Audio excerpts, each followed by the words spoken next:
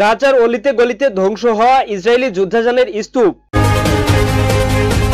দীর্ঘ 470 দিনের নৃশংস বোমাবর্ষণে বিধ্বস্ত গাজায় রোববার যুদ্ধবিরতি কার্যকর হওয়ার সঙ্গে সঙ্গে বাস্তুচ্যুত বাসিন্দারা তাদের ধ্বংসপ্রাপ্ত বাড়িঘরে ফিরতে শুরু করেছেন। ইসরায়েলি বাহিনীর দীর্ঘ 15 মাসের নৃশংস হামলায় গাজা যেন ধ্বংসস্তূপ। চারিদিকে পড়ে আছে ভাঙা ইট, বালু, রড আর সিমেন্ট। তবে গাজার বাসিন্দারা এলাকায় ফিরে ক্ষতিগ্রস্ত ভবন ও বাড়িঘরের পাশাপাশি ফিলিস্তিনি প্রতিরোধে ধ্বংস হওয়া ইসরায়েলি সরঞ্জামও দেখতে পাচ্ছেন। বাড়ি ফেরার পর ক্ষতিগ্রস্ত ইসরায়েলি সাজোয়া যান ও বুলডোজারের ছবি সামাজিক যোগাযোগ মাধ্যমে শেয়ার করছেন ফিলিস্তিনিরা। ইসরায়েলি বাহিনী দীর্ঘ 15 মাসের প্রচেষ্টার পরও গাজার সড়কগুলোতে নিজেদের সামরিক যান নিয়ে উদযাপন করছে হামাসের সামরিক শাখা আল কাচ্ছাম ব্রিগেড। স্থানীয় জনগণ আনন্দ উল্লাস, ধ্বনি ও স্লোগান দিয়ে তাদের অভ্যর্থনা জানিয়েছে। পাশাপাশি সেন্ট্রাল গাজা ও নুসাইরাত শরণার্থী শিবিরের পরিবারগুলো এবং দক্ষিণের রাফা এলাকার বাসিন্দারা নিজেদের এলাকায় ফিরে গেছেন।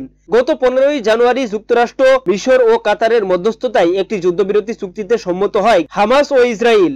সে অনুযায়ী রোববার বেলা 11টা থেকে গাজা যুদ্ধবিরতি চুক্তি বাস্তবায়ন শুরু হয়েছে। চুক্তি অনুযায়ী প্রথম ধাপে হামাস ইসরায়েলের 33 বন্দীকে মুক্তি দিবে। একইভাবে ইসরায়েলের কারাগারে বন্দী 1977 জন ফিলিস্তিনিকে মুক্তি দেওয়ার কথা রয়েছে।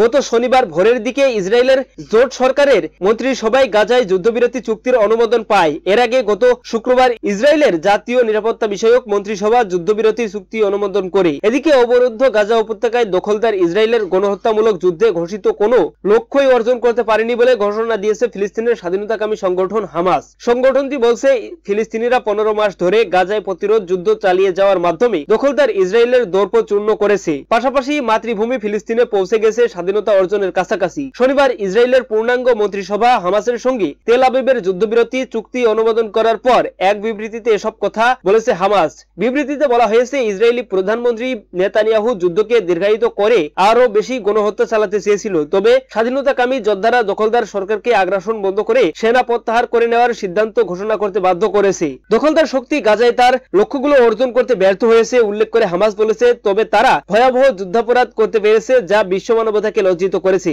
দর্শক, এই ছিল আজকের সর্বশেষ আপডেট নিউজ। সকল প্রকার আপডেট নিউজ সবার আগে পেতে আমাদের চ্যানেলটি সাবস্ক্রাইব করে পাশে থাকুন। ধন্যবাদ সবাইকে। আল্লাহ হাফিজ।